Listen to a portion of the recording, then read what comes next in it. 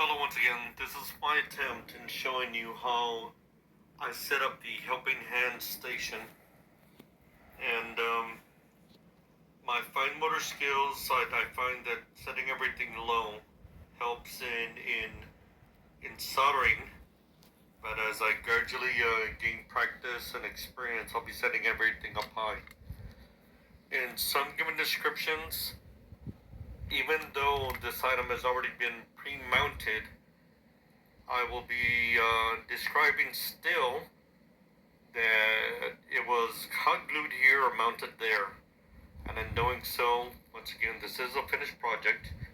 If I need to show anybody exactly how to do that, I can show you in a third or fourth video. This item here is a malleable, galvanized aluminum strap that is used to hold the solder bath, solder wand. So here we go with the description. Opening shot. Close-up of polycarbonate insulated ring terminals and alligator test terminals.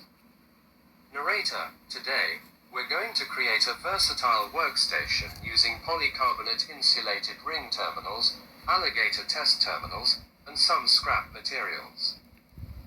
Cut to hands hot gluing the ring terminals to the alligator test terminals.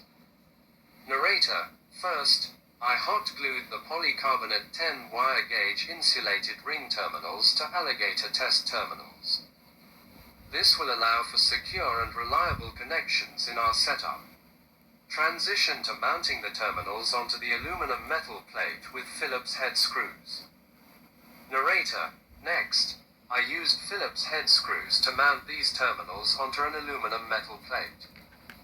This plate was originally a piece of scrap metal from another project, but its machine-finished bolt locations made it perfect for repurposing.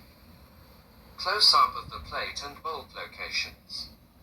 Narrator, interestingly, I didn't determine the bolt or mounting locations. They just happened to be in the right places, making this a convenient choice for our project. Cut to sawing off 45-degree angled wooden blocks. Narrator, for the support structure, I hand-cut these 45-degree angled blocks from a scrap piece of wood. Transition to gluing PVC pipe to the wooden block. Narrator, using hot glue, I attached a piece of scrap PVC pipe to serve as a hand screwdriver holder. Show copper tube and cap mounted to the wood with hot glue. Narrator, on the other side, I mounted a copper tube and cap using hot glue. This will be used hold to gradually cool a soldering iron wand. Close-up of Schrader valve chrome cover and soldering wand. Narrator, using a Schrader valve chrome cover to enhance our soldering wand. Cut to hands holding the Schrader valve chrome cover and the soldering wand. Narrator, this chrome cover will be mounted to the end of the soldering wand using a Phillips head screw. Show the process of placing the small diameter metal washer inside the Schrader valve chrome cover.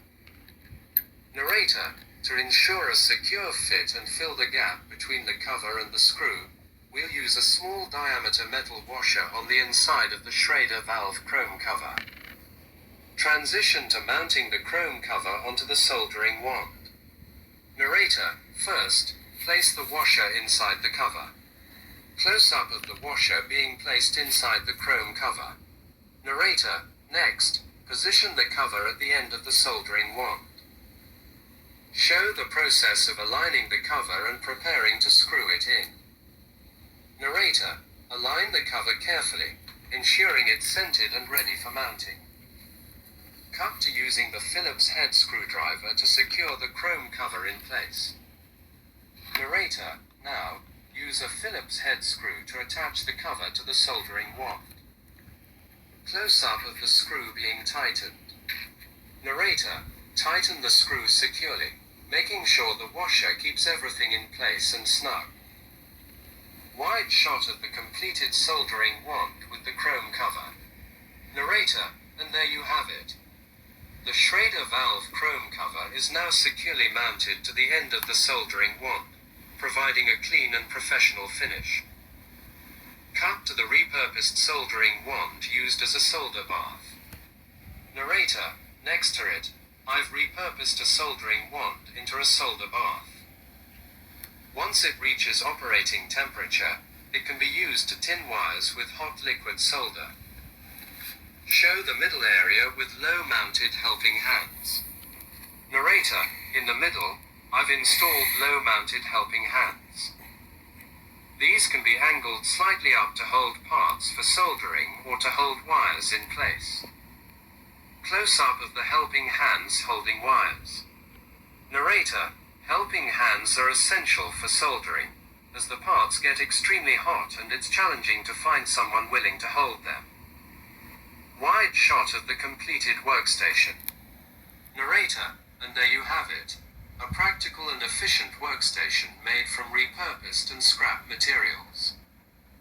Perfect for any DIY electronics project. Closing shot. Narrator giving a thumbs up. Narrator, thanks for watching. Don't forget to like, comment, and subscribe for more DIY tips and projects.